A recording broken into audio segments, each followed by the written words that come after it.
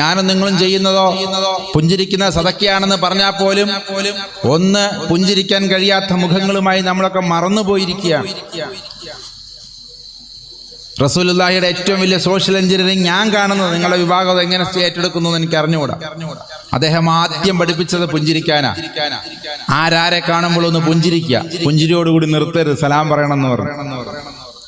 സമാധാനം, എൻ്റെ ഭാഗത്തു നിന്ന് നിനക്ക് സമാധാനം ഉണ്ടാവൂ. സലാം എന്ന വാക്കിന്റെ പച്ചയായ അറബി അർത്ഥം സമാധാനം എന്നാണ്. ഈ വാക്ക് അറബിയിൽ മാത്രമൊന്നുമല്ല, ഹീബ്രു ഭാഷയിൽ ഷാലോം. അപ്പൊ ഒരാളെ കാണുമ്പോൾ സമാധാനം പറഞ്ഞതിന്റെ അർത്ഥം എന്താ? കയ്യിൽ നിന്ന് എനിക്കൊരു ബുദ്ധിമുട്ടും ഉണ്ടാവുകയില്ല എന്ന ഒരു സമാധാനമാണ് എനിക്ക് കിട്ടുന്നത്. അതിന് ആത്മീയമായ കുറെ അർത്ഥങ്ങളുണ്ട്. അള്ളാഹുവിന്റെ സമാധാനം, പരമമായ ശാന്തി, അല്ലെങ്കിൽ നിനക്ക് ഉണ്ടാകട്ടെ, അത് ലഭിച്ചവനായതുകൊണ്ട് ഞാൻ നിന്നെ സമാധാനം ആശംസിക്കുന്നൊക്കെ നിങ്ങളതിന്റെ മതപരമായ രീതിയിലേക്ക് കൊണ്ടുപോയിക്കോളൂ. പക്ഷെ പച്ചയായ ഒരു മനുഷ്യൻ ഇത് പറയുമ്പോൾ എന്താ ഉദ്ദേശിച്ചിട്ടുണ്ടാവുക? നിങ്ങൾ സമാധാനത്തിലാവണം, ആരെ കണ്ടാലും സമാധാനം പറഞ്ഞോളണം, പുഞ്ചിരിക്കണം, ആദ്യം ചിരിച്ചുകൊണ്ട്. ഇതിനെക്കുറിച്ചൊക്കെ പറഞ്ഞ് പഠിച്ചത് ഞാനൊക്കെ പഠിച്ചത്, ഞാനൊക്കെ വായിച്ചത് ഇങ്ങനെയാ. ഒരു മറയുടെ അപ്പുറത്തോട്ട് പോയി തിരിച്ചു വന്നാൽ വീണ്ടും സലാം പറയണം. 10 പ്രാവശ്യം പോയി 10 പ്രാവശ്യം വന്നു കഴിഞ്ഞാൽ അറബികൾ ഇപ്പോഴും അത് പറയുന്നുണ്ട്. നമ്മൾ രാവിലെ ഉസ്താദിനെ കണ്ട് സലാം പറഞ്ഞാ ഇനിയിപ്പോ വൈകുന്നേരം അല്ലെങ്കിൽ നാളെ പറഞ്ഞാൽ മതി. ഇത്രയും നേരം അവിടെ ഇവിടെയൊക്കെ നമ്മൾ ഇടയ്ക്കിടയ്ക്ക് കാണുന്നതല്ല. അത്രത്തോളം എന്താ പറയാ, റസൂലുള്ളാഹി എത്ര സൂക്ഷ്മതയോടുകൂടിയാ ദീനിനെ ഉണ്ടാക്കിയെടുത്തത്. വളരെ സൂക്ഷ്മത പാലിച്ചിട്ടുണ്ട്. അതുകൊണ്ട് എൻ്റെ സമുദായത്തിൽപ്പെട്ടവർ തമ്മിൽ കാണുമ്പോൾ ചിരിക്കുക മാത്രമല്ല, സമാധാനം പറയണം. അതോടുകൂടി മതിയോ? ആശ്ലേഷിക്കണം, കൈ കൊടുക്കണം. ഉച്ചനീചത്വങ്ങൾ ഇല്ലാത്ത, തൊട്ടുകൂടാത്തവരും തീണ്ടിക്കൂടാത്തവരുമുള്ള കാലഘട്ടം അന്നും അവിടെയും ഉണ്ടായിരുന്നു, അതിനു മുമ്പും അവിടെയും ഉണ്ടായിരുന്നു. അതൊന്നുമില്ലാത്ത രീതിയിൽ നീ നെഞ്ചോട് ചേർക്കണം, കൈ പിടിക്കണം, ഹസ്തദാനം ചെയ്യണം. ഇന്ന് കൈ കൊടുത്താൽ പോലും കൈ കൊടയുന്നവരെ ഞാൻ കണ്ടിട്ടുണ്ട് എൻ്റെ ജീവിതത്തിൽ. നമ്മളൊക്കെ കൈ പിടിച്ചത് കൊണ്ടൊക്കെ എന്തോ നഷ്ടപ്പെട്ടു പോയി എന്ന രീതിയിൽ കൈ കഴുകുമെന്ന് പറഞ്ഞവരെ എനിക്കറിയാം. ആരാ സന്തോഷിക്കുക ഇത് കാണുമ്പോൾ? നമ്മുടെ ശത്രുക്കൾ സന്തോഷിക്കും. കണ്ടോ, അവൻ്റെയൊക്കെ മതം ഇത്രയേ ഉള്ളൂ. പ്രവാചകന്മാർ പറഞ്ഞതൊരു വഴിക്ക്, അനുഷ്ഠിക്കുന്നത് വേറൊരു രീതിയിലേക്ക്. ഞാനിതിന്റെ കൂടെ നിൽക്കുന്നത് മതങ്ങളെല്ലാം സൗഹൃദത്തെ മാത്രമേ പ്രോത്സാഹിപ്പിച്ചിട്ടുള്ളൂ. പ്രത്യേകിച്ച് റസൂലുള്ളാഹിയുമായി ബന്ധപ്പെട്ട കാര്യത്തിൽ. യഹൂദന്റെ ശവം കൊണ്ടുപോകുമ്പോൾ എഴുന്നേറ്റ് നിൽക്കുന്നത്, നിന്നെപ്പോലെ നിന്റെ അയൽക്കാരനെയും സ്നേഹിക്കണമെന്ന് പറയുമ്പോൾ പൂച്ചയുടെ ഉറക്കത്തെ പോലും മാനിക്കുന്നത്, അല്ലേ? അദ്ദേഹം പറഞ്ഞു. അതുകൊണ്ട് ഞാൻ വിശദീകരിച്ച് പറയാം. ഉറുമ്പുകളുണ്ടോ എന്ന് നോക്കുന്നത്. അങ്ങനെ എത്ര കാര്യങ്ങൾ. യഹൂദൻ പറയുന്ന പോലെ ദൈവത്തിന്റെ സ്വന്തം ജനവും തെരഞ്ഞെടുക്കപ്പെട്ട ജനവും എന്ന രീതിയിലുള്ള പ്രബോധനമല്ല, അല്ലെങ്കിൽ നിങ്ങൾ മാത്രം ദൈവത്തിന്റെ ആളുകൾ എന്ന് പറയുന്ന യഹൂദന്റെ ആ രീതിയല്ല റസൂലുള്ളാഹിയുടെ രീതി. അവസാനത്തെ സംസാരത്തിൽ അദ്ദേഹം അത് പറയുന്നുണ്ടല്ലോ. എന്താ? അനറബിക്ക് അറബിയേക്കാൾ ഒരു കുറവുമില്ല, അറബിക്ക് അനറബിയേക്കാൾ എന്തെങ്കിലും ശ്രേഷ്ഠതയില്ല. കറുത്തവനെന്നോ വെളുത്തവനെന്നോ ഇന്ന ഗോത്രമെന്നോ ഇന്ന വംശമെന്നോ എൻ്റെ മുമ്പിൽ ഇനി അങ്ങോട്ടുണ്ടാകാൻ പാടില്ല എന്ന് പറയുന്ന നബിയുടെ ഉദ്ദേശം എന്താ? കറുത്തവനെയും വെളുത്തവനെയും ഒന്നിച്ചു നിർത്തി നിസ്കരിപ്പിച്ചത്. സത്യം പറഞ്ഞാൽ 2 വ്യക്തികളാണ് കഅബ ദേവാലയത്തിന്റെ പരിസരത്ത് അന്ന് തിരിച്ചു വന്നപ്പോൾ ദിഗ്വിജയം നടത്തിയപ്പോൾ അതിനുള്ളിലേക്ക് കയറിയതെന്ന് ഞാൻ മനസ്സിലാക്കുന്നു. ഒന്ന്, റസൂലുള്ളാഹിയുടെ ചുമലിൽ തന്നെ ചവിട്ടിക്കേറിക്കൊണ്ട് ബിലാലിനെ കൊണ്ട് വാങ്ക് വിളിപ്പിച്ചു, കഅബയുടെ മേലെ കയറ്റി നിർത്തിക്കൊണ്ട്. റസൂലുള്ളാഹി അതിന്റെ ഉള്ളിൽ പോയി നമസ്കരിച്ചു. ഒന്ന് ആലോചിച്ച് നോക്കൂ. കറുത്തവരിൽ കറുത്തവനായ ബിലാലിനെ കൊണ്ടാണ് അത് ചെയ്യിപ്പിച്ചത്. സയ്യിദുനാ ബിലാൽ അലൈഹിസ്സലാമിനെ കൊണ്ടാണ്, റളിയല്ലാഹു അൻഹുവിനെ കൊണ്ടാണ് അത് ചെയ്യിപ്പിച്ചത്. അതേപോലെ സൽമാനുൽ ഫാരിസി, വെളുത്തവരിൽ വെളുത്തവനായ ഫാർസി വിഭാഗത്തിൽപ്പെട്ട ആളാ, ഫാർസി മതക്കാരനാ. അതാണ് ഈ ഫാരിസി എന്ന് പറയുന്നത്. നല്ല ചുമന്ന് തുടുത്ത് വെളുത്ത 2 പേരെയും ഒരേ സ്വഫിൽ നിർത്തി വിപ്ലവം സൃഷ്ടിക്കുകയായിരുന്നു. കാരണം നബുവത്തിന് അവസാനിക്കുന്നതിന്റെ ലക്ഷണങ്ങൾ അങ്ങനെയൊക്കെയാ. പിന്നീട് അങ്ങോട്ട് ഗുരുസമ്പ്രദായമുണ്ടെന്ന് ചിലരെങ്കിലും സമ്മതിക്കുന്നു, ചില വിഭാഗങ്ങളെങ്കിലും പറയുന്നു. പിന്നീട് അങ്ങോട്ട് വലിയകളാണ്. ഒരുപക്ഷെ നബിമാരുണ്ടാവാനുള്ള സാധ്യത അതോടുകൂടി അവസാനിച്ചു എന്ന് പറയുമ്പോൾ നമ്മൾ മനസ്സിലാക്കണം, ദൈവത്തിന്റെ കമ്മ്യൂണിക്കേഷൻ ഒരുപക്ഷെ പിന്നീട് വലിയകളുമായിട്ട് ഗുരുക്കന്മാരിലൂടെ ആയിരിക്കും. ആണോ അല്ലയോ എന്നൊക്കെ പല തർക്കങ്ങളും നടക്കുന്നുണ്ട്. ഏതായാലും ആണെങ്കിലും അല്ലെങ്കിലും അത് എൻ്റെ വിഷയമല്ല. ഞാൻ പറയുന്നത് ഇതാണ്, ഒരു ഗോത്ര സ്വഭാവത്തിന്റെ അവസാനം അതോടുകൂടി നമ്മൾ കണ്ടു. അതുകൊണ്ട് അവസാനത്തെ നബിയാണ് മുഹമ്മദ് എന്ന് പറയുന്നതിൽ എനിക്ക് ആശയപരമായ വിയോജിപ്പൊന്നുമില്ല, ഞാനത് അംഗീകരിക്കുന്നു. അവസാനത്തെ നബി തന്നെ ആയിരിക്കണം മുഹമ്മദ് നബി. അതുകൊണ്ടാണ് 150 വർഷങ്ങൾക്ക് മുമ്പ് ആദ്യത്തെ നറുക്ക് ആർക്ക് വീണത്? മുസ്ലിം ഇസ്ലാമിനെ തകർക്കണം. കാരണം ഇസ്ലാമിനെ തകർക്കാൻ കാരണം 2-3 കാരണങ്ങളുണ്ട്. ഒന്ന്, അത് ഏറ്റവും ലാസ്റ്റ് മതം. മാത്രമല്ല ലോകത്തെ ഒന്നുകൂടി വിശാലമായി കാണാൻ അതിൽ തന്നെ കുറേ നിയമങ്ങളുള്ള മതം. നേരത്തെ പറഞ്ഞതുപോലുള്ള ഒരുപാട് കാര്യങ്ങൾ അതിലുണ്ട്. കച്ചവടം ചെയ്യുമ്പോൾ സൂക്ഷ്മത പാലിക്കാൻ പറഞ്ഞ മതം. അതിനു മുമ്പുള്ള പലതും ഫിലോസഫിയിൽ അധിഷ്ഠിതമായ മതങ്ങളായിരുന്നു എങ്കിൽ ഇസ്ലാമിനെ സംബന്ധിച്ചിടത്തോളം നിയമങ്ങൾ കൃത്യമായി നൽകപ്പെട്ട മതമാണ്. ഒരു ഒറ്റ ഉദാഹരണം പറയാം. നിന്നെപ്പോലെ നിന്റെ അയൽക്കാരനെ സ്നേഹിക്കുക എന്ന് ഈസാ നബി അലൈഹി സ്വലാം പറഞ്ഞു. നല്ലതാ, ബൈബിളിലുണ്ട്, മത്തായി സുവിശേഷത്തിലുണ്ട്. പക്ഷെ അത് ചെയ്താൽ എന്താ ഗുണം, ചെയ്തില്ലെങ്കിൽ എന്താ തെറ്റ്, അല്ലെങ്കിൽ എന്താ അനുഭവിക്കേണ്ടി വരിക എന്ന് അവിടെ പറഞ്ഞിട്ടില്ല. അതിനേക്കാൾ ഒന്നുകൂടി അതേ ആശയത്തെ റസൂലുള്ളാഹി പറഞ്ഞപ്പോഴോ എങ്ങനെയാ വന്നത്? മുഹമ്മദ് നബി സല്ലല്ലാഹു അലൈഹി വസല്ലം തങ്ങൾ പറഞ്ഞപ്പോൾ എങ്ങനെയാ വന്നത്? അയൽവാസി പട്ടിണി കിടന്നാൽ നീ ഞങ്ങളിൽപ്പെട്ടവനല്ല. 2 കാര്യങ്ങളെ നമ്മൾ 2 രീതിയിൽ അത് ചിന്തിക്കണം. അയൽവാസി പട്ടിണി കിടക്കരുത്, നിന്നെപ്പോലെ നിന്റെ അയൽക്കാരനെ സ്നേഹിക്കുക എന്ന് പറഞ്ഞ് നിർത്തിയില്ല. അതിനുള്ള ശിക്ഷ അവിടെ തന്നെ പറഞ്ഞു. നീ ഈ ഉമ്മത്തിൽ നിന്ന് അല്ലെങ്കിൽ എന്നിൽ പെട്ടവൻ എന്ന ഐഡന്റിറ്റിയിൽ നിന്ന് you will be automatically excommunicated. നമ്മൾ അതിൽ നിന്ന് അന്യതാവൽക്കരിക്കപ്പെട്ടു പോകും. നമ്മൾ പിന്നെ അതിന്റെ ആളുകളാണെന്ന് പറയാനുള്ള അവകാശം നഷ്ടപ്പെടുകയാണ്. അങ്ങനെയൊക്കെ വളരെ കഠിനമായി പറഞ്ഞെങ്കിലേ ഇത് നമ്മുടെ ഉത്തരവാദിത്തമായി ഏറ്റെടുക്കുള്ളൂ. ഇപ്പൊ 100% മാർക്ക് മേടിക്കാതെ ഇങ്ങോട്ട് വന്നേക്കരുത്, ഇനി കുടുംബത്തിൽ സ്ഥാനമില്ല എന്നൊക്കെ പറഞ്ഞതിന്റെ അർത്ഥം അന്ന് മുതലങ്ങ് ഇറക്കി വിടുന്നൊന്നുമല്ല. അങ്ങനെയൊന്നും പേടിക്കരുത്, അല്ലേ? അല്ലെങ്കിൽ മുഴുവൻ മാർക്ക് മേടിക്കാതെ വന്നു കഴിഞ്ഞാൽ ഞാൻ നിന്റെ വാപ്പയാണെന്ന്, എന്നെ പിന്നെ നീ വാപ്പാന്ന് വിളിക്കേണ്ട എന്നൊക്കെ പറഞ്ഞു കഴിഞ്ഞാൽ കഠിനമാണ്. പക്ഷേ ആ ഉദ്ദേശശുദ്ധി എന്താ? നീ മാക്സിമം ശ്രദ്ധിക്കണം, അല്ലേ എന്ന് പറയുന്ന പോലെ നമ്മൾ ഈ സമൂഹത്തിൽ നിലനിൽക്കുമ്പോൾ മാക്സിമം ശ്രദ്ധിക്കണം എന്നാ പറയണേ. ആരെങ്കിലും പട്ടിണി കിടന്ന് ചത്തു കഴിഞ്ഞാൽ ഉടനെ ഒരാളുടെ ഈമാനും തൗഫീക്കും ഹിദായത്തും ഒക്കെ അങ്ങ് പോകുമെന്ന് വിചാരിക്കുക. ആ അർത്ഥത്തിലല്ല പറയുന്നെങ്കിലും അങ്ങനെ പറയാൻ ധൈര്യം കാണിച്ച ഒരു റസൂലിനെയാണ് നമ്മൾ ഇന്ന് ഓർക്കേണ്ടത്.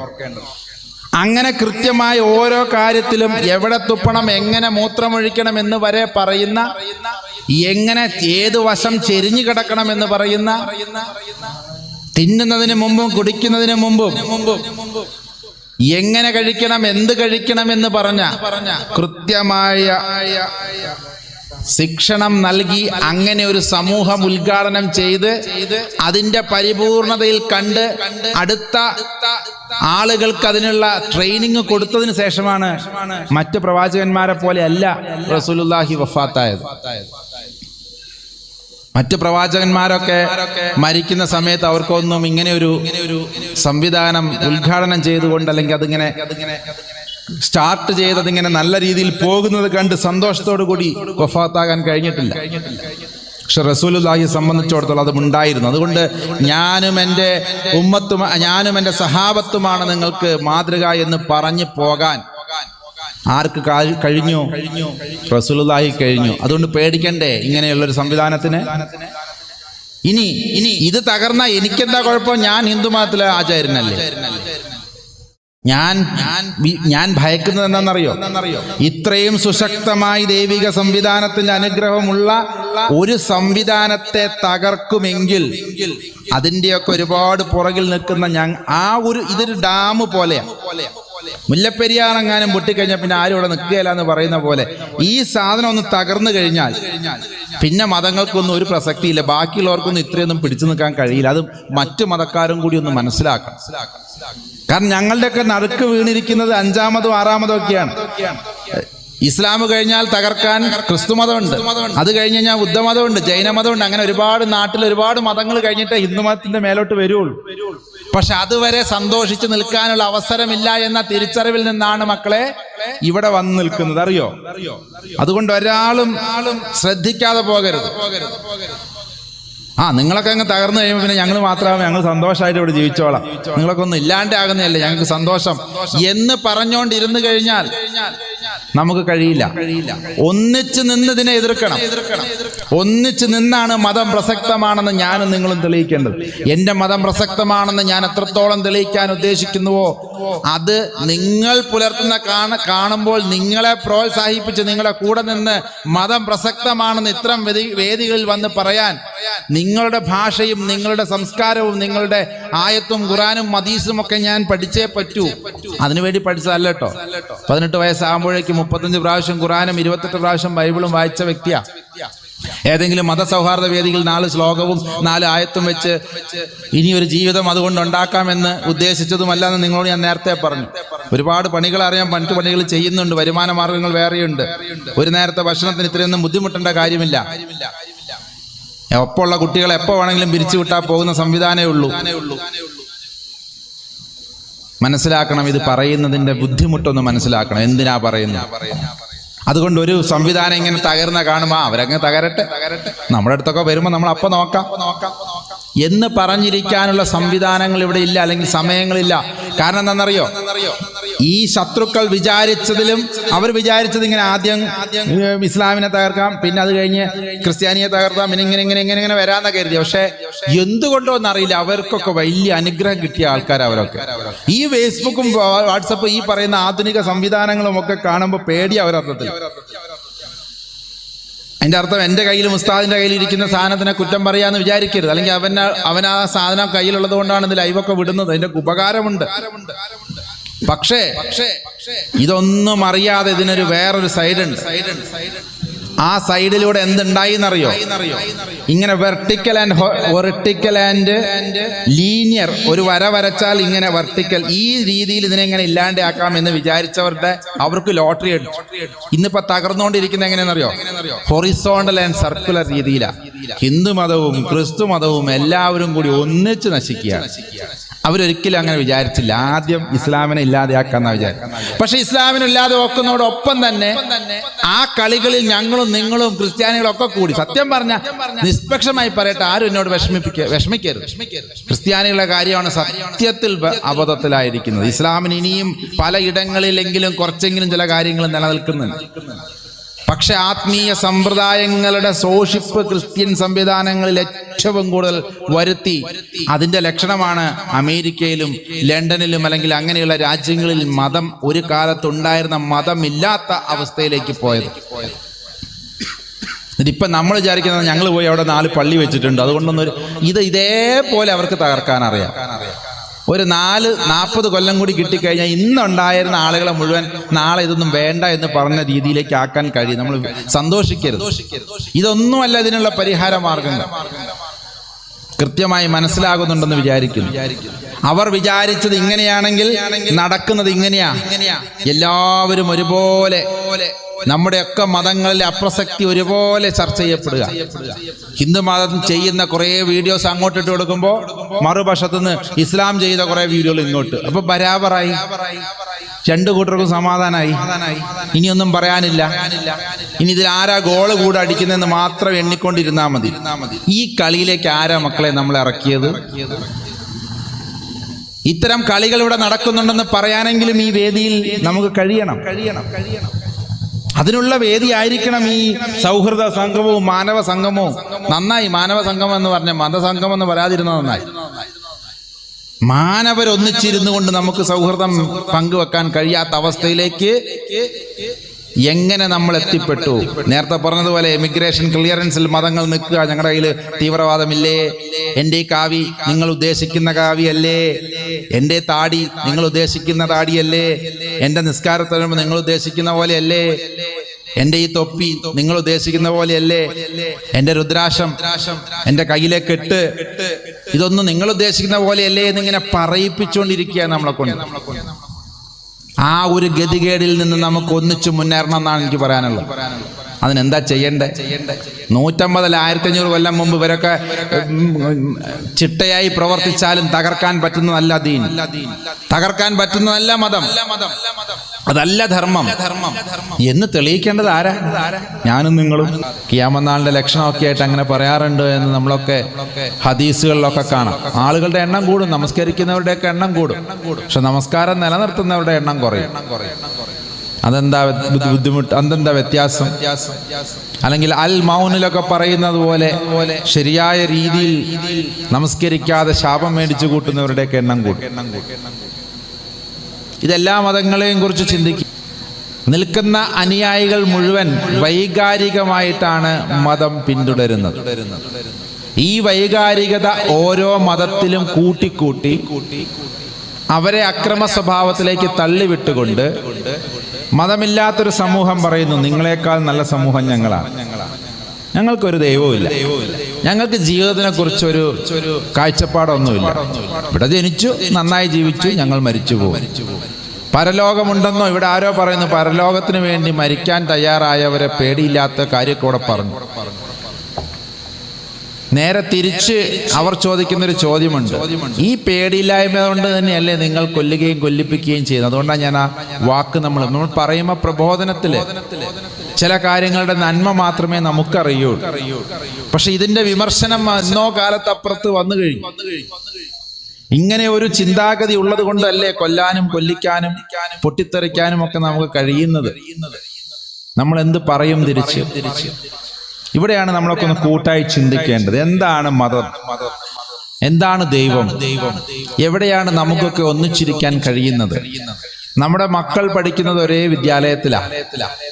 അവിടുന്ന് കിട്ടുന്ന അതേ സയൻസിന്റെയും യുക്തിയുടെയും ഭാഷയിലാണ് എന്റെയും നിങ്ങളുടെയും ഒക്കെ മക്കൾ. എനിക്ക് വ്യക്തിപരമായ മക്കളില്ല, സന്യാസിമാർക്ക് കല്യാണവും കുട്ടികളൊന്നും ഇല്ലാത്തതുകൊണ്ട്. പക്ഷെ എൻ്റെ വീട്ടിലും അനിയന്മാരും ജ്യേഷ്ഠന്മാരും ഒക്കെ ഉണ്ടാവുമല്ലോ, പെങ്ങന്മാരൊക്കെ ഉണ്ടാവുമല്ലോ, അവർക്കൊക്കെ മക്കളുണ്ടാവുമല്ലോ. ഒരാളെയും ഭയക്കാതെ ഒരു സമുദായത്തിന്റെയും ഭാഗത്തു നിന്നുകൊണ്ടല്ല, ധർമ്മത്തിന്റെ പക്ഷത്ത് നിൽക്കുന്നതുകൊണ്ടാണ് പേരിന്റെ കൂടെ ധർമ്മപക്ഷ എന്നൊക്കെ ഇവിടേക്ക് എഴുതി. ദീനിന്റെ പക്ഷം, ധർമ്മം എന്ന് പറഞ്ഞാൽ ദീനെന്നർത്ഥം. ദൈവം ഈ ഭൂമിയിൽ അവതരിപ്പിച്ച ഒരൊറ്റ ദീനേ ഉള്ളൂ, ഒരൊറ്റ ധർമ്മമേ ഉള്ളൂ. അതിന്റെ പക്ഷത്ത് നിന്നുകൊണ്ട് സംസാരിക്കാൻ നമുക്ക് കഴിയുന്നില്ല. നമ്മുടെയൊക്കെ പണ്ഡിതന്മാരും അല്ലെങ്കിൽ എല്ലാ മതത്തിലെ പണ്ഡിതന്മാരും അവരുടേതായ ആ ഒരു വിഭാഗത്തിന്റെ ഭാഗത്തു നിന്ന് പോലും അല്ല സംസാരിക്കുന്നത്. അതാണ് ഏറ്റവും വലിയ പ്രശ്നം.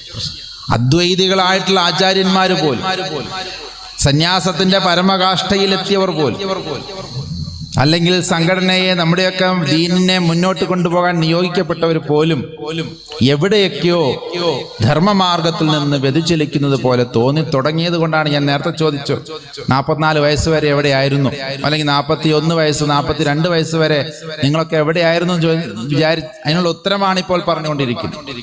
സമയം പോരാ, ഇതൊക്കെ പറഞ്ഞു തുടങ്ങിക്കഴിഞ്ഞാൽ നമുക്ക് സമയം പോരാ.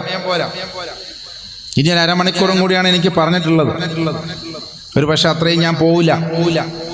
എനിക്കിതിന്റെ പരിഹാരമാണ് നിങ്ങളോട് പറയാനുള്ളത്. മതത്തെ അപ്രസക്തമാക്കണമെന്ന് വിചാരിക്കുന്നവരുടെ മുമ്പിൽ മതത്തെ പ്രസക്തമാക്കേണ്ടുന്ന തൊഴിൽ നമ്മൾ, അല്ലെങ്കിൽ അതിന്റെ ഉത്തരവാദിത്വം നമ്മൾ ഏറ്റെടുക്കണം. ഇപ്പൊ ശബരിമല വിഷയം വന്നതിനെ കുറിച്ചൊന്നും പറയാൻ പാടില്ല എന്നുള്ളതാണ്. എന്നാലും പറയാ, ഇപ്പോഴും വിശ്വാസി സമൂഹവും ആചാര്യ സമൂഹം അടക്കമുള്ളവർ ഈ കഴിഞ്ഞു പോയതിനെ കുറിച്ച് എത്ര വിഷമത്തോട് കൂടിയിട്ടാണെന്നറിയോ? ഇനിയൊരു കോടതി വിധി അതിന് അനുകൂലമായി ഉണ്ടായി, കേറിയത് തെറ്റാണെന്ന് പറഞ്ഞു കഴിഞ്ഞാൽ ആ കേറിയതിന് ഞാൻ ഉത്തരവാദിത്തം പറയും, അല്ലേ? ഈ കേറിയതിനും കയറ്റിച്ചതിനും ഞാൻ ഉത്തരം പറയും. തീർത്താ തീരുമോ വിശ്വാസികളുടെയും ആചാര്യന്മാരുടെയും ഉള്ളിലെ വിഷമങ്ങൾ? കൊണ്ടെത്തിച്ചില്ല ഈ ഒരു രീതിയിലേക്ക്. അതുകൊണ്ട് ഒരു ശബരിമലയിൽ സ്ത്രീ കയറണമെന്ന വിധിയല്ല ഇതിലൂടെ വരാൻ പോകുന്നു. ഒന്നില്ലെങ്കിൽ ഇത് ഒരു അവസാനമാകണം. മതവിഷയങ്ങളിൽ ഇത്തരം സെക്യുലർ കോടതികൾ ഇടപെടുന്നത് നിർത്തണം എന്നത് ശക്തമായി വാദിക്കപ്പെടണം. അതിനെല്ലാവരും ഒന്നിക്കണം. ഇല്ലെങ്കിൽ നാളെ എന്ത് ചെയ്യും? സുന്നി വിഭാഗത്തിലെ മുമ്പിൽ തന്നെ ഫസ്റ്റ് സോഫിൽ പെണ്ണുങ്ങളെ കയറ്റിക്കൊള്ളണം എന്ന് കോടതി വിധി വന്നാൽ എന്ത് ചെയ്യും? അല്ല, കയറ്റുന്ന വിഭാഗങ്ങളുണ്ട്, അത് അവർ തീരുമാനിച്ച് കയറ്റിയതാണ്. അതിലെനിക്ക് അഭിപ്രായ വ്യത്യാസമില്ല. മുജാഹിദ് വിഭാഗവും അല്ലെങ്കിൽ ഖാദിയാനി വിഭാഗവും ജമാഅത്ത് വിഭാഗവും ഒക്കെ അവരുടേതായ രീതിയിൽ സൗകര്യം ചെയ്തു കൊടുത്ത് കയറ്റുന്നുണ്ട്. അത് അവരാണ് തീരുമാനിച്ചത്, അതിൽ നന്മയുണ്ട്, അത് അവർക്കാണ് അവർ അറിയത്തുള്ളൂ. അതേപോലെ തന്നെ തീരുമാനിക്കാനുള്ള അവകാശം സുന്നി വിഭാഗത്തിനുണ്ട്, കയറണമോ കയറ്റണ്ടയോ. പക്ഷെ അത് മാത്രം നാളെ കോടതിയിലൂടെ തീരുമാനിക്കപ്പെട്ടാൽ എത്ര ബുദ്ധിമുട്ടും നമ്മൾ. അത് മാത്രം മറ്റുള്ളവരെ മാതൃക സ്വീകരിച്ച് ഇവിടെ മുജാഹിദ് കയറ്റുന്നില്ലേ, ഖാദിയാനികൾ അല്ല അഹമ്മദിയ ജമാഅത്ത് കയറ്റുന്നില്ലേ, അല്ലെങ്കിൽ ജമാഅത്തുകാർ കയറ്റുന്നില്ലേ, ജമാഅത്തെ ഇസ്ലാമി കയറ്റുന്നില്ലേ എന്ന് ചോദിച്ചു കഴിഞ്ഞാൽ സോ അതുകൊണ്ട് സുന്നികൾ എന്ത് ചെയ്താലും കേട്ടണമെന്നൊരു വിധി വന്നു കഴിഞ്ഞാൽ അങ്ങനെയൊക്കെ കൊടുക്കാനുള്ള വിധികൾ, അങ്ങനെയുള്ള കേസുകളൊക്കെ ഇവിടെ തയ്യാറായിട്ടുണ്ടെന്ന് എത്ര പേർക്കറിയാം? നമ്മളൊന്നും അറിഞ്ഞിട്ടില്ല. ഖുർആൻ നിരോധിക്കണമെന്ന് പറഞ്ഞ കേസ് ഓൾറെഡി കൽക്കട്ടയിൽ എത്രയോ കാലം മുമ്പ് കൽക്കട്ട ഹൈക്കോടതിയിൽ കൊടുത്തിട്ടുണ്ട്. 149 സ്ഥലങ്ങളിൽ വർഗീയവാദം പുലർത്തുന്ന ഈ ഒരു ഗ്രന്ഥം ഇന്ത്യ മഹാരാജ്യത്ത് ഒരൊറ്റ പ്രതി പോലും ഇല്ലാതെ നിരോധിക്കണം എന്ന് പറഞ്ഞ ഗ്രന്ഥം, എന്ന് പറഞ്ഞ കേസ് കൽക്കട്ട ഖുർആൻ കേസ്. ഞങ്ങളൊക്കെ ലോ കോളേജിൽ പഠിച്ചപ്പോൾ പഠിച്ചിട്ടുണ്ടത്. പക്ഷെ അന്ന് കോടതി പറഞ്ഞു ഇതെടുക്കാനുള്ള ധൈര്യം ഞങ്ങൾക്കില്ല, ഇതെടുക്കാൻ കഴിയുന്നൊരു കാലത്ത് നമുക്ക് നോക്കാം. ഇന്ന് തോന്നുന്നുണ്ടോ സുപ്രീം കോടതിയിൽ ഇങ്ങനെ ഒരു കേസ് പോയാൽ എടുക്കുമെന്നാണോ നിങ്ങൾക്ക് തോന്നുന്നത്? എടുക്കൂല എന്നാണോ തോന്നുന്നത്? ഇപ്പോഴും 100% എടുക്കും. പക്ഷേ ഇന്ന് വരെയും സങ്കടമെന്ന് പറയട്ടെ, ആ കേസിനെ പ്രതിരോധിക്കാൻ ഇവിടെ ഒരൊറ്റ മുസ്ലിം സംഘടനയും ഇനിയും ആ കേസ് എന്താണെന്ന് പോലും പഠിച്ചിട്ടില്ല. അൽഹംദുലില്ലാ, എന്റെ ഭാഗത്തുനിന്ന് ഞാൻ പോവും. എന്തിനാണെന്നറിയോ? ഈ 149 ആയത്തുകളും കാണാപ്പാടാണ് എനിക്ക്. ഈ 149 ആയത്തുകളിലൂടെ ഞാൻ തെളിയിക്കും ഇത് ബഹുസ്വര രാജ്യമായ ഇന്ത്യയിൽ അനിവാര്യമാണെന്ന്. ഞാൻ തയ്യാറാണ്. അതുകൊണ്ട് ആരെങ്കിലും അത്തരം ഒരു സാഹചര്യം വന്നാൽ ആദ്യം കക്ഷി ചേർക്കേണ്ടത് തന്നെയാണെന്ന് അറിയിച്ചുകൊള്ളു. ഇതൊരു വസിയത്താണ്.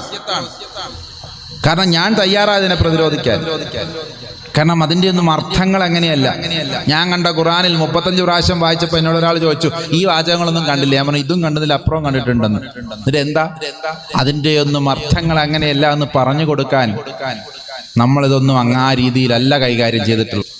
ഇങ്ങനെ ഓരോ മതങ്ങൾക്കുമുള്ള, നാളെ ഒന്ന് ആലോചിച്ച് നോക്കുക, കത്തോലിക്ക വിഭാഗത്തിൽ സ്ത്രീകളെ അച്ഛൻ എന്നുള്ളതിന്റെ അച്ചി തന്നെയല്ലേ പറയുന്നത് അല്ലേ? ഇന്നിപ്പോ നമ്മള് ബഹുമാനപ്പെട്ട അച്ഛൻ എന്നൊക്കെ പറയും, റവറന്റ് ഫാദർ. അപ്പൊ ഇവര് അച്ഛന്മാരായി കഴിഞ്ഞാൽ മലയാളത്തിലാണോ ഇംഗ്ലീഷിൽ അപ്പൊ ഇവരെന്ത് പറയും? റവറന്റ് ഫാദറി എന്ന് പറയാൻ പറ്റുമോ? മദർ എന്ന് പറയാൻ പറ്റില്ല, കാരണം മദർ അല്ലല്ലോ. എനിക്ക് അറിഞ്ഞൂടാ ഇത് ഇങ്ങനെ കുഴപ്പിക്കേണ്ട കാര്യം എന്താ? ഇത് അതാത് വിഭാഗങ്ങൾ തീരുമാനിക്കട്ടെ. ഇപ്പൊ CSI വിഭാഗം തീരുമാനിച്ചു. നമ്മുടെ ഇടയിലൊക്കെ CSI എന്ന് പറഞ്ഞ ചർച്ച് ഓഫ് സൗത്ത് ഇന്ത്യ എന്ന് പറഞ്ഞ ആംഗ്ലിക്കൻ ചർച്ചിന്റെ അവര് പോയപ്പോ ഇവിടെ പിന്നെ CSI ആയി മാറി. അവരുടെ ഇടയിൽ അച്ഛന്മാരുണ്ട്, കൊച്ചമ്മമാരുണ്ട്, ലോഹയൊക്കെ ഇട്ട് ഇടക്കെട്ടൊക്കെ കെട്ടിയ ബിഷപ്പുമാരും ഉണ്ട്. അത് അവരുടെ പ്രശ്നം, അവര് തീരുമാനിച്ച അതിൽ നമുക്കൊന്നും പറയാനില്ല. ഉണ്ടോ? മുജാഹിദുകൾ പള്ളിയിൽ കയറ്റുന്നതിന് നമുക്ക് എന്ത് ചെയ്യാൻ പറ്റും? പക്ഷെ ഞങ്ങളെ വിഭാഗത്തിൽ അത് വേണ്ട എന്ന് പറയാനുള്ള സ്വാതന്ത്ര്യം നമുക്കില്ലേ? അല്ലെങ്കിൽ കത്തോലിക്ക വിഭാഗത്തിൽ അങ്ങനെ പൗരോഹിത്യം സ്ത്രീകൾക്ക് കൊടുക്കൂല എന്ന് പറയാൻ ഈ രാജ്യത്ത് കഴിയൂലേ? നിങ്ങളൊക്കെ വിചാരിക്കുന്നതും ചർച്ച ചെയ്യുന്നതിനും അപ്പുറത്താണ് ഇതിന്റെയൊക്കെ വ്യാപ്തി എന്നെങ്കിലും നിങ്ങളൊന്ന് മനസ്സിലാക്കുക. അതുകൊണ്ട് ഈ 1.5 മണിക്കൂറൊന്നും പോരാ. പിന്നെന്ത് ചെയ്യാൻ പറ്റും? നിങ്ങൾക്കൊക്കെ ക്ഷീണവും കുഴക്കമൊക്കെ കാണും. ഇനി ഇത് കഴിഞ്ഞിട്ടൊരു ബഹുമാനപ്പെട്ട ഉസ്താദിന്റെ തങ്ങളവറുകളുടെ ഒക്കെ ഒരു പരിപാടി കൂടിയുണ്ട്. ഏതായാലും പറഞ്ഞൊന്ന് തീർക്കാൻ ശ്രമിക്കുകയാണ്. നമ്മളുടെ മുമ്പിലിരിക്കുന്ന ഒരുപാട് കാര്യങ്ങളെക്കുറിച്ചൊന്നും അല്ല നമുക്കിതിനെക്കുറിച്ച് ഒന്നും അറിയില്ല. 150 കൊല്ലമായി കൃത്യമായി ശാസ്ത്ര സാങ്കേതിക മനഃശാസ്ത്ര രംഗത്ത്, മതരംഗത്ത് ചിട്ടയോട് കൂടി നമ്മുടെ ശത്രുക്കൾ മതങ്ങളെ ഇല്ലാതെയാക്കുക എന്ന അജണ്ടയോടുകൂടി എല്ലാത്തിനെയും ആട്ടിക്കയറ്റി ക്ലിയറൻസിന് നിർത്തിയിരിക്കുന്ന ഈ ഒരു കാലഘട്ടത്തിലെങ്കിലും എന്ത് പ്രതിരോധം എന്നെങ്കിലും നമ്മളൊന്ന് ചിന്തിച്ചു തുടങ്ങണം. ഇങ്ങനെയൊക്കെ ഉണ്ടെന്ന് ഞാൻ വന്ന് പറയുമ്പോഴെങ്കിലും അല്ലേ നിങ്ങൾ സത്യം പറ, നെഞ്ചു തൊട്ട് പറ, ഇങ്ങനെയൊക്കെ ഉണ്ട് എന്നത് ഇതിന്റെ മുമ്പ് ആരെങ്കിലും ഏതെങ്കിലും പ്രസംഗവേദിയിൽ കേരളത്തിലെ ഏതെങ്കിലും മതത്തിൽപ്പെട്ട ഒരു ആചാര്യൻ പറഞ്ഞിട്ടുണ്ടോ? ഇതെന്റെ ഒരു വെല്ലുവിളിയാണ്. ഇത് പൊതുസമൂഹം കാണുന്ന ലൈവ് പോകുന്നൊരു കാര്യമാണ്. ഒരു മതത്തിലും പെട്ട, ഒരു വിഭാഗത്തിലും പെട്ട ആളുകൾ ഇത്തരം രീതിയിൽ നമ്മൾ ബുദ്ധിമുട്ടിലേക്കാണ് ദിവസവും ചെല്ലുന്നത്. എന്റെയും നിങ്ങളും ഒന്നിച്ച് കപ്പലിൽ കയറ്റി മുക്കിക്കൊല്ലാനുള്ള പരിപാടിയാന്നുള്ളത് നമ്മൾ മനസ്സിലാക്കിയിട്ടില്ല. എല്ലാവർക്കും അവരുടെ വിഭാഗം, അവരുടെ കാര്യങ്ങൾ, ഇതിങ്ങനെ പോകുന്നതിനനുസരിച്ച് ആണെന്ന് ആലോചിച്ച് നോക്കും. അതുകൊണ്ടാണ് വ്യത്യസ്തമായ രീതിയിൽ നമ്മൾ പ്രവർത്തിക്കുന്നത്. അതുകൊണ്ട് ഈ കൂട്ടത്തിൽ ഒന്നും നമ്മളെ പെടുത്തരുത്. എനിക്കെല്ലാവരും ഇവിടെ ഉണ്ടാകണമെന്ന് ആഗ്രഹിക്കുന്നു. ആർജിത ഹിന്ദു സമാജത്തിന്റെ എന്തോ എഴുതിയിരിക്കുന്ന നമ്മുടെ ഒന്നും എഴുതിയിട്ടില്ല. ആർജിത ഹിന്ദു സമാജത്തിന്റെ പരമാചാര്യൻ എന്ന നിലയ്ക്ക് എനിക്ക് നിങ്ങളോട് പറയാനുള്ളത്, ഇവിടെ ഇങ്ങനെ വിഭാഗീയത സൃഷ്ടിക്കുന്ന ഒരു വിഭാഗത്തിന്റെ പ്രതിനിധിയല്ല ഞാൻ. അല്ലെങ്കിൽ മറ്റു സമുദായങ്ങളുടെ വേദിയിൽ എന്നെപ്പോലുള്ള ആളുകൾ പങ്കെടുക്കുമ്പോൾ വിഷമം തോന്നുകയും ദേഷ്യം തോന്നുകയും ചെയ്യുന്നവരുടെ പ്രതിനിധിയല്ല ഞാൻ. ഇത് കാണുമ്പോൾ സന്തോഷിക്കുന്നവരുടെ പ്രതിനിധിയാണ്. അങ്ങോട്ടും ഇങ്ങോട്ടും നമ്മൾ ഒന്നിച്ച് താമസിക്കുകയും ഒന്നിച്ചൊരിടത്ത് വന്ന് ഇവിടുത്തെ പ്രശ്നങ്ങൾ പഠിക്കുകയും എൻ്റെ ദീനിൻ്റെ പ്രശ്നവും നിങ്ങളുടെ ധർമ്മത്തിൻ്റെ പ്രശ്നവും അല്ലെങ്കിൽ നിങ്ങളുടെ ദീനിൻ്റെയും എൻ്റെ ധർമ്മത്തിൻ്റെയും പ്രശ്നവും ഏറെക്കുറെ ഒന്നാണെന്ന് മനസ്സിലാക്കി അതിനൊരു പരിഹാരമാർഗം തേടണമെന്ന് ആഗ്രഹിക്കുന്നവരുടെ കൂട്ടത്തിൽ ഇരിക്കാനാണ് ഞാൻ ആഗ്രഹിക്കുന്നത്, ഏത് വിഭാഗത്തു നിന്നുള്ളവരാണെങ്കിലും. കാരണം ഒരൊറ്റ തലമുറ കൂടി കഴിഞ്ഞാൽ ഇവിടെ ഹിന്ദു മതവും ഉണ്ടാവില്ല, ക്രിസ്തു മതവും ഉണ്ടാവില്ല, ഇസ്ലാം മതവും ഉണ്ടാവില്ല. അതിന്റെ തെളിവ് ഞാൻ പറഞ്ഞു തന്നു. 18-നും 40-നും ഇടയിലുള്ള കുട്ടികളുടെ എണ്ണത്തിലെ കുറവ് അല്ലേ? ഇല്ലെങ്കിൽ ഇതിലൊക്കെ ഇങ്ങനെ നിറഞ്ഞിങ്ങനെ കുട്ടികൾ മുമ്പിൽ വന്നിരിക്കുക. ഇന്നിപ്പോ ഒരു ക്ലബിന്റെ ഉദ്ഘാടനം വെക്കുക. ഇവിടെ ഒരു നല്ല എന്താ പറയാ ഒരു എന്തോ ഒരു ടോമി ഉണ്ടല്ലോ, ക്രിമി ടോമി, റിമി പുള്ളിയുടെ ഒരു നല്ല അനുഗ്രഹീത കലാകാരിയൊക്കെ കേട്ടോ. എനിക്ക് ഒരു വിഷമമല്ലേ. പക്ഷെ ഈ പരിപാടിക്ക് പോയാൽ അതായിരുന്നു എന്നെങ്കിലോ ഇവിടെ ഒരൊറ്റ വയസ്സന്മാരെയും കാണുമോ? ഇല്ല. നിങ്ങളൊക്കെ വിളിച്ചാലും വരുമോ? ഇല്ല. പക്ഷെ മുമ്പിൽ നിന്നുകൊണ്ട് ഈ ചാടാൻ ആരുണ്ടാകുമായിരുന്നു? അതിന് 4 മൈക്കൽ ജാക്സന്റെ പാട്ടൊക്കെ ആയിട്ട് നിങ്ങളും വരൂലേ? എവിടെ അതിന്റെ ആൾക്കാർ അല്ലേ? അതിന് പറ്റുന്ന തപ്പാങ്കുത്തൊക്കെ ആയിട്ട് വന്നു കഴിഞ്ഞാൽ ഇവിടെ ഇങ്ങനെ അങ്ങനെയൊക്കെ നടത്തിയാൽ കുറെ പൈസ പിരിഞ്ഞു കിട്ടും. പള്ളിപ്പണിയൊക്കെ വേഗം തീർക്കാം. പള്ളിപ്പണി തീർന്നിട്ടില്ല എന്നാണോ എന്നോട് പറഞ്ഞത്? ഇനിയും തീരാനുണ്ട്. അപ്പൊ പിന്നെ ഞങ്ങളെപ്പോലത്തവരൊന്നും വിളിച്ച് പരിപാടി ഒന്നും നടത്തുന്നതിന് വരെ നല്ല റിമി ടോമിയൊക്കെ വിളിക്കുന്നതാണ് നല്ലത്. പൊന്നു സഹോദരി, അവർ മോശമാണെന്നല്ലോ പറഞ്ഞു, അങ്ങനെയൊന്നും വ്യാഖ്യാനിക്കല്ലേ. അത് മറ്റൊരു പരിപാടിയാണ്. അല്ലെങ്കിൽ അങ്ങനെയുള്ള സ്റ്റേജ് ഷോകളൊക്കെ നടത്തി കഴിഞ്ഞാൽ എത്ര ദൂരത്തുനിന്ന് പിള്ളേർ അറിഞ്ഞു വരും അല്ലേ? ഇതിപ്പോ ഈ മഹലുമായി ബന്ധപ്പെട്ട് ഈ ഒരു ഏരിയയുമായി ബന്ധപ്പെട്ട മറ്റേത് അരിപ്പാടുന്ന് വരും, കരുനാഗപ്പള്ളിയിൽ നിന്നും കാഞ്ഞിരപ്പള്ളിയിൽ നിന്നൊക്കെ വരട്ടെ. ഈ രീതിയിലേക്ക് നമ്മളെ കുഞ്ഞുമക്കളെ ഈ ഒരു രീതിയിലേക്ക് ചിന്തിപ്പിക്കുന്ന രീതിയിൽ ആക്കി ഒരുത്തം മാത്രം, കുറച്ച് പേര് 2-3 പേര് മാത്രം അവിടെ ചെറുപ്പക്കാരൊക്കെ ഇരിക്കുന്നു. നിങ്ങൾക്കൊക്കെ എന്ത് പറ്റിയടാ? മലയാളി തന്നെയല്ലേ? അതോ ചില ബംഗാളി പിള്ളേരുണ്ട് നല്ല മിടുക്കതിന്, അവർക്ക് പിന്നെ മലയാളം എന്ന് പറയും. മലയാളികൾ തന്നെയാ. അല്ല, ഇന്നാളെ ഒരു വർഷം ഇതേപോലെ കുറെ ചെറുപ്പക്കാരെ കണ്ടപ്പോൾ ഞാൻ ചോദിച്ചു, മക്കളെ പേരെന്താ? ഒന്നും മിണ്ടുന്നു. അവസാനം പറഞ്ഞു ദീനുൽ ഇസ്ലാം. ഞാൻ ചോദിച്ചു അതെന്തുവാ? മേരാ നാം ഹേ എന്ന് പറഞ്ഞു. ഓ അത് ശരി. അപ്പൊ ഇരുന്ന് തല കുലുക്കി കേട്ടത് മുഴുവൻ ബംഗാളികളായിരുന്നു. നിങ്ങൾ ബംഗാളികളൊന്നും അല്ലല്ലോ? 3 മലയാളികളാ. ഇപ്പൊ കണ്ടാലും മനസ്സിലാവും. പറഞ്ഞുകൊണ്ട് വരുന്ന ഇതൊന്ന് അവസാനിപ്പിക്കേണ്ടതുണ്ട്. നമുക്ക് അടുത്ത പരിപാടിയിലേക്ക് പോകേണ്ടതുണ്ട്. മതം അപ്രസക്തമാക്കാൻ വേണ്ടി എല്ലാ അർത്ഥത്തിലും ശാസ്ത്രത്തെയും എല്ലാ വിവര സാങ്കേതിക വിദ്യകളെയും ഉപയോഗിച്ചുകൊണ്ട് എൻ്റെ മതം ശരിയല്ല എന്ന് എന്നെ കൊണ്ട് തന്നെ പറയിപ്പിക്കും. നിങ്ങളുടെ മതം ശരിയല്ല എന്ന് നിങ്ങളുടെ വാക്കുകൾ കടമെടുത്ത് തന്നെ പ്രചരിപ്പിക്കുക. ഇന്ന മൗലവി ഇന്നവരോട് ഇന്ന മറുപടി പറഞ്ഞിട്ടുണ്ടെന്ന് പറയുന്നത് ഇതിലൊന്നും പെടാത്തവരാ. അല്ലെങ്കിൽ ഇന്ന സ്വാമിക്ക് മറുപടി കൊടുത്തു എന്ന് പൊക്കിക്കൊണ്ട് വരുന്നത്, അല്ലെങ്കിൽ പഴയ ചില സ്വാമിമാരങ്ങനെ ഉണ്ടായിട്ടുണ്ട്. ചില ആളുകൾ നവോത്ഥാനത്തിന്റെ പേരിലും ഒക്കെ ഒരർത്ഥത്തിൽ ഒരുപാട് ദോഷങ്ങൾ ഞങ്ങളുടെ തുറന്ന് പറയാതിരിക്കാൻ പറ്റില്ല. നവോത്ഥാനത്തിന്റെ പേരും പറഞ്ഞ് ഒരുപാട് ആളുകൾ ഇവിടെ പലതിനെയും തകർക്കും. അവർക്കൊരു പക്ഷേ എനിക്ക് അറിഞ്ഞുകൂടത് എന്താ സംഭവിച്ചത്. പക്ഷെ മൊത്തത്തിൽ അവരുടെ ജീവിതവും അവരുടെ കാലഘട്ടം, അതുകൊണ്ട് തന്നെ പലരും ഇന്ന് ആ കാലഘട്ടത്തിലൊന്നും ഇല്ല, അല്ലെങ്കിൽ അതൊന്നും തുടരുന്ന കുട്ടികളുമില്ല എന്നുള്ളതൊരു ആശ്വാസമാണ്. പക്ഷെ അവരുണ്ടാക്കിയ ആ കേടുപാടുകൾ, പുതിയ ആശയത്തിന്റെ പേരിൽ മറ്റും ഉണ്ടാക്കിയ ഒരുപാട് കേടുപാടുകൾ തീർക്കണമെങ്കിൽ ഇനി എത്ര ഈമാനുള്ളവർ വരണമെന്നാണ് ഞാനൊക്കെ ഇങ്ങനെ ആലോചിക്കുന്നത്. എത്ര സൂക്ഷ്മതയോടുകൂടി അവനവന്റെ മാർഗം പ്രസക്തമാക്കുന്നവർ വരണം. അതുകൊണ്ട് ഒരൊറ്റ കാര്യം പറയാനുള്ളൂ, മതം മതം പ്രസക്തമാകണമോ എന്ന് ഇന്ന് തീരുമാനിച്ചിട്ട് ഇവിടുന്ന് പോകണം. നാളത്തേക്കൊന്നും വെക്കരുത്. ഞാൻ വിശ്വസിക്കുന്നു, ഞാനും നിങ്ങളും ആഗ്രഹിക്കുന്നത് അല്ലെങ്കിൽ ആഗ്രഹിക്കേണ്ടത് എൻ്റെ മതമെങ്കിലും അല്ല, അത് നിങ്ങൾക്ക് നിങ്ങളെ മതമല്ലേ അറിയുള്ളൂ. നിങ്ങളുടെ മതം കൃത്യമായി അത് നല്ലതാണെന്ന് ലോകത്തിന്റെ മുമ്പിൽ തെളിയിക്കേണ്ടത്. ഒരു ഉദാഹരണം ഞാൻ നേരത്തെ പറഞ്ഞ അതേ റസൂലുള്ളാഹിയുടെ വിഷയത്തിലേക്ക് വരാം. നീ പട്ടിണി കിടക്കുന്ന നിന്റെ അയൽവക്കത്തുണ്ടെങ്കിൽ നീ മതം പ്രസക്തമാക്കിയവനല്ല, നീ എന്നിൽപ്പെട്ടവനെ അല്ല എന്ന് പറഞ്ഞാൽ അതിന്റെ അർത്ഥം എന്താ? ഇന്ന് കേരളത്തിലെ മുസ്ലിം സമുദായം മാത്രം വിചാരിച്ചു കഴിഞ്ഞാൽ, ഇന്നുള്ള ജനസംഖ്യയിൽപ്പെട്ടവർ മാത്രം വിചാരിച്ചു കഴിഞ്ഞാൽ 160 അയൽക്കാരനാ പറഞ്ഞിരിക്കുന്നത് അല്ലേ? അയൽക്കാരൻ ആരാന്ന് റസൂലുള്ളാഹി ചോദിച്ചപ്പോൾ മറ്റൊരു ഹദീസിൽ പറയുന്നുണ്ട്, നിന്റെ മുന്നോട്ട് നോക്കുമ്പോൾ 140 പേര്, ഈ സൈഡിലേക്ക് 40 പേര്, ഇങ്ങനെ 4 ചുറ്റും 40 പേര്. അപ്പൊ ഒരു മുസ്ലിമിനെ ഏൽപ്പിച്ചിരിക്കുന്ന ഉത്തരവാദിത്തം എത്രയാ? 160 കുടുംബങ്ങൾ. അതിൽ അമുസ്ലിം എന്ന് നോക്കാൻ പറഞ്ഞിട്ടുണ്ടോ? മുസ്ലിം എന്ന് നോക്കാൻ പറഞ്ഞിട്ടുണ്ടോ? ഇല്ല. ജാതി മത വർഗ ലിംഗ വ്യത്യാസമന്യേ നിന്റെ അയൽവക്കത്ത് താമസിക്കുന്ന 160 കുടുംബങ്ങൾക്ക് നീ നന്മ ചെയ്യണമെന്ന് ഓരോ മുസ്ലിമിനെയും പറഞ്ഞ് ഏൽപ്പിച്ചിരിക്കുക. ഇതൊന്ന് കൃത്യമായി പുലർത്തിയിരുന്നെങ്കിൽ, ചിലവര് പറയും 150 ഇല്ല, 160 ഇല്ല സ്വാമി, ഇല്ല, പിന്നെ എത്രയാ? 40 ഉള്ളൂ. സമാധാനം, 40 എങ്കിലും. ഒരു മുസ്ലിം 40 ഏറ്റെടുത്താൽ 40 വരെയൊക്കെ ഉണ്ടെന്ന് എല്ലാവരും സമ്മതിച്ചിട്ടുണ്ട്. 160 ഒക്കെ ഇച്ചിരി കൂടി എന്ന് പറയാം. 40 ഉണ്ടെന്ന് എല്ലാവരും സർവ്വസമ്മതമല്ലേ?